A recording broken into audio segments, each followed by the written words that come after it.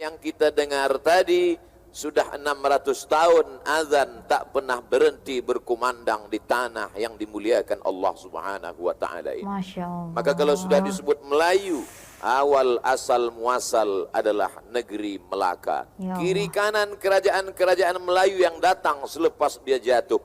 Apakah Islam jatuh hilang di atas muka bumi Allah dengan hilangnya Melaka? Tidak. Begitu Allah Subhanahu wa taala menjaga agama ini. A'udzubillahi minasyaitonir rajim. Inna nahnu nazzalna dzikra wa inna lahu lahafizun. Kami yang menurunkan Al-Qur'an Islam ini, kami juga yang akan menjaganya. Halo teman-teman semua, Assalamualaikum warahmatullahi wabarakatuh. Apa kabarnya nih teman-teman semua? Semoga sehat selalu ya. Dan kembali lagi bersama aku Rizky tentunya. Kali ini kita mau lanjutin nih kosan dari teman-teman semua. Ini pengajaran dari sejarah negeri Melaka dari Ustaz Abdul Somad. Langsung aja kita nonton ya videonya. Putus beras, orang boleh hidup 3 bulan. Putus air, orang boleh hidup 3 hari. Na'udzubillah, kalau naik air laut itu ke darat, habis semua air tawar, kita masih boleh hidup 3 hari. Tapi kalau putus asa, putus harapan, orang hanya boleh hidup 3 detik. 1, 2, 3. Dia cari pokok kayu, terjun, mati. Ya Allah. Ya Allah. Ya Allah. Nanti untuk link video originalnya akan aku letakkan di description box ya. 1405 1511 1405 1511, bukan nomor handphone, tapi itu adalah 106 tahun tegak berdirinya Kesultanan Negeri Melaka. Ya. Allahu Akbar. Allahu Akbar. Parama artinya orang yang berkuasa. Iswara artinya raja. Parameswara, orang yang berkuasa di atas semua raja-raja. Bahasa Arabnya yang berkuasa itu sultan. Diambil dari kata sultah. Tapi yang dipakai terjemahnya bukan bahasa Arab. Yang diguna adalah bahasa Persia, Shah. Shah artinya raja. Makanya ada nama orang Muhammad Shah, Ahmad Shah, Riayat Shah, Mahmud Shah, Mansur Shah. Semua raja-raja ini menginduk kepada dia. Orang putih menyebutnya Alexander, Alexander the Great. Tapi manakala dia sampai ke Arab disebut dengan Iskandar, maka dipakailah nama Iskandar Shah. Bahasa Sanskertanya Parameswara. Bahasa Arab dan Persianya Iskandar Shah. Oh, alangkah indahnya nama. Nanti kalau saya punya anak lelaki lagi, saya akan bagi nama Parameswara Iskandar Shah. Masya Allah, Masya Allah. tabarakallah. Sesiapa yang ada ingin punya anak, bagilah nama, kerana nama adalah doa. Suatu ketika dia berjalan hendak berburu, maka dia tengoklah, dia bawa anjing-anjing untuk berburu. Dalam agama Islam berburu, bila kita didik ini, ajar dengan baik, tangkap, dia tangkap, berhenti, dia berhenti, maka dibolehkan berburu. Mana ketana kalban, siapa yang memelihara anjing, bila dipakai untuk berburu atau menjaga kebun boleh. Tapi bila hanya dipakai untuk memperturutkan hawa nafsu, hanya hobi, suka saja, maka tiap-tiap hari amalnya dikurangi sebesar bukit Uhud. Satu bukit Uhud itu panjangnya 7 km. Jadi kalau ada orang memelihara anjing, satu hari amalnya dikurangi 7 km. 7 km. Amal dia pula 1 meter. Habislah amal itu tiap-tiap hari. Maka dia bawa anjingnya untuk berburu, tapi dia tengok di tempat itu berbeza.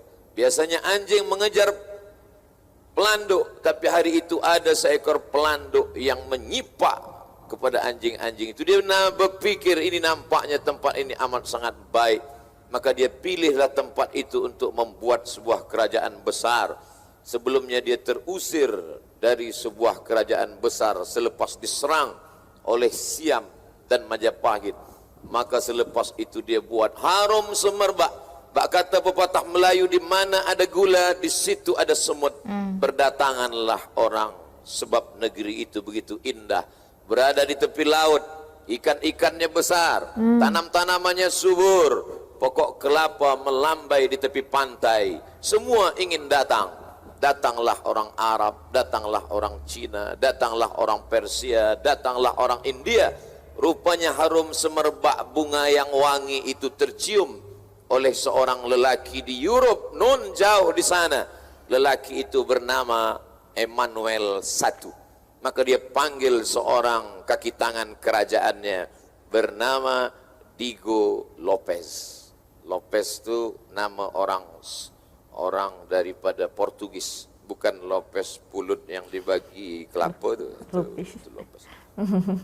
Dia panggil Diego Lopez, kesini engkau sekejap. Diego Lopez pun datang. Pergilah engkau ke negeri yang subur dan ramai manusia di sana. Di sana ada peradaban yang hebat dan luar biasa. Engkau bawa tentera-tentera engkau. Maka mereka pun datang ke negeri itu. Negeri itu bernama negeri Melaka. Setengah orang mengatakan Melaka sebab dia berhenti di bawah pokok kayu. Pokok kayu itu bernama Malaka. Tapi yang lain pula berkata Melaka diambil dari bahasa Arab Laka, artinya bertemu. Malaka, tempatnya orang-orang bertemu. Memang disinilah tempat yang paling strategik bertemunya berbagai macam suku, bangsa dan agama. Dua-duanya boleh dipakai. Lalu kemudian sampailah Diego Lopez ke negeri ini. Disambut dia. Begitu orang Melayu, orang Islam mengajarkan menyambut tamu. Tak tengok sukunya apa, tak pandang agamanya apa, tak dilihat warna kulitnya bagaimana. Selama dia balik, selama dia baik, selama dia beradab, maka disambut dia dengan sambutan yang luar biasa. Maka datanglah Diego Lopez disanggup. Tapi rupanya lagi-lagi bak kata pepatah orang Melayu, tamu yang baik disambut baik, tapi tamu yang tak baik, apa yang terjadi? Dikasih hati meminta jantung. Selepas dia dikasih hati, jantung pula ingin dia rebut. Mahu tak mahu, maka mesti ada perlawanan. Akhirnya selepas Diego Lopez melawan, datang pula pasukan dia dari Goa. Tentera Portugis yang sama, bernama, lupa pula nama dia, Alfonso. Ujung namanya susah saya nak membacanya. Al-Barbecue kah? Matang mereka dengan pasukannya, maka terjadilah pertumpahan darah. Maka pada tahun 1511 akhirnya Sultan Mahmud Shah terusir. Tapi rupanya bumi luas. Alam takun ardullahi wasi'atan. Bukankah bumi ini luas? Fatuhajiru fiha. Maka pindah. Kalau sempit di tempat yang lain, kalau terusir dari satu tempat, dia pindah ke Bintan. Tapi rupanya tamu yang awal disambut baik ini tak membalas budi. Mereka serang juga sampai ke Bintan. Ya Bintan Allah. itu sekarang di Kepulauan Riau. Saya setahun sekali bagi tazkirah ke Pulau Bintan. Bagi saya Pulau Bintan ini berkesan luar biasa. Indah, cantik. Tapi yang paling membuat berkesan, durian murah-murah. Di Bintan mereka kejar sampai ke Bintan. Hancur Bintan. Selepas Melaka mereka luluh lantakkan, mereka hancurkan. Ya Allah. Sultan Mahmud Shah sampai ke Bintan, mereka kejar sampai ke Bintan.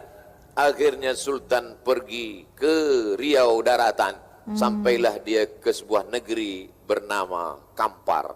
Kampar itulah tempat tinggal kami hari ini. Saya tinggal menetap di Kabupaten Kampar, Riau, Provinsi Sumatera, Indonesia. Iya. Jadi kalau disebut kenapa Ustaz datang kemari, saya sedang datang berjumpa, menelusuri sejarah, menengok saudara-saudara dan sahabat-sahabat. Iya. Masya Allah. Kita dengar waktu Isya. Kita teruskan selepas yang satu ini. Jangan kemana-mana. 600 tahun yang lalu azan yang kita dengar tadi, sudah 600 tahun azan tak pernah berhenti berkumandang di tanah yang dimuliakan Allah Subhanahu wa taala ini. Masya Allah. Maka kalau sudah disebut Melayu, awal asal muasal adalah negeri Melaka. Ya Allah. Kiri kanan kerajaan-kerajaan Melayu yang datang selepas dia jatuh. Apakah Islam jatuh hilang di atas muka bumi Allah dengan hilangnya Melaka? Tidak. Begitu Allah Subhanahu wa taala menjaga agama ini. A'udzubillahi minasyaitonir rajim. Inna nahnu nazzalna dzikra wa inna lahu lahafizun. Kami yang menurunkan Al-Quran Islam ini, kami juga yang akan menjaganya. Ya. Bagaimana Islam berkuasa 700 tahun lamanya di Andalusia, hilang Islam dari kerajaan Andalusia, hilang kerajaan Andalusia di Europe, tapi Islam tak hilang. Hilang di Andalusia, bangkit di Turki. Begitu juga yang terjadi. Ketika hilang Melaka, apakah hilang Islam? Tidak. Keturunan daripada Sultan Mahmud Shah membangkitkan lagi. Datanglah kerajaan Johor. Kemudian kerajaan-kerajaan keliling ini. Maka di kirinya ada Pulau Sumatera. Di Pulau Sumatera ini ada kerajaan Siak. Di bawah Siak ada kerajaan Pelalawan. Di bawah Pelalawan ada kerajaan Jambi. Di bawah kerajaan Jambi ada kerajaan Palembang. Kerajaan Melayu, Nun di Sumatera. Di atasnya pula ada kerajaan-kerajaan Melayu. Di sebelah kanannya ada Pahang. Di atasnya ada Kelantan. Di atasnya lagi ada pula kerajaan Fatani. Tajuk kita malam ini adalah bagaimana indahnya bersyariat. Bagaimana indahnya menjalankan syariat yang dibawa oleh Nabi Muhammad sallallahu alaihi wasallam. Pelajaran pertama dari sejarah Melaka adalah Islam mengajarkan tak boleh berputus asa. Kalaulah orang Melaka berputus asa, sudah lama Melaka ini sepi sunyi, tak ada lagi masjid, tak ada kumandang azan. Tapi apa yang terjadi? Islam tetap tegak berdiri. Islam mengajarkan la tai'asu min rahmatillah. Jangan pernah berputus asa. Pelajaran pertama indahnya bersyariat, tidak mengajarkan putus asa. Ya. Putus beras, orang boleh hidup 3 bulan. Putus air, orang boleh hidup 3 hari. Na'udzubillah, kalau naik air laut itu ke darat, habis semua air tawar, kita masih boleh hidup 3 hari. Tapi kalau putus asa, putus harapan, orang hanya boleh hidup 3 detik. 1, 2, 3. Ya Dia cari Allah. pokok kayu, terjun, mati. Ya Allah. Ya kalau mati, kalau setengah mati, Astagfirullah. maka jangan putus asa. Orang-orang yang dulu mendirikan kerajaan ini, umat Islam yang begitu hebat, mengajarkan kepada kita bahwa mereka tak berputus asa. Bila satu lubang rezeki ditutup, Allah bukakan 99. Bila satu negeri dikuasai, maka Allah bukakan negeri-negeri yang lain. Masya Maka Allah. dibukakan Allah pintu-pintu rezeki yang lain. Jangan berputus asa. Datang Portugis, balik Portugis, datang Belanda, balik Belanda, datang British, balik semua. Tapi umat Islam tak ada yang stres, tak ada yang depresi. Mereka tetap berusaha. Apa kata Tengku Umar daripada Aceh? Istri Sultan Iskandar Shah itu daripada Pasai. Pasai itu adalah Aceh. Itulah makanya hubungan Pasai dengan Melaka ini berkali-kali Sultan Iskandar Muda datang ke Melaka. Dari Aceh atas Sumatera datang dia kemari. Lalu kemudian ketika dalam satu perjalanan dari Samudra Pasai Aceh, dia singgah ke sebuah selat. Di situ ada tanjung berbalai-balai. Negeri itu disebut dengan nama Tanjung Balai. Ada 2, Tanjung Balai Karimun di Riau, satu lagi Tanjung Balai. Lalu kemudian dia menikah dengan seorang perempuan bernama Putri Selendang Ungu. Dari hasil pernikahan itu lahirlah seorang lelaki bernama Abdul Jalil. Itulah dia Sultan pertama kerajaan Melayu Asahan di Sumatera, Sultan Abdul Jalil. Hubungan baik dengan Pasai, Aceh. Islam datang pertama kali sampai di ujung Sumatera bagian atas, sampailah ke negeri ini. Hubungan-hubungan baik silaturahim ini mereka jalankan sampai hari ini. Walaupun kita terpecah belah oleh sebab daripada penjajahan ini, tapi tak pernah ada putus asa. Ya Datang Allah. tsunami menghantam. Ya Apakah Allah. umat Islam menjadi kafir kepada Allah? Tidak. Tidak. Mereka tetap tegak berdiri. Penjajahan manusia datang, mereka tetap kuat. Alam datang, mereka tetap kuat. Siapa yang mengajarkan mereka?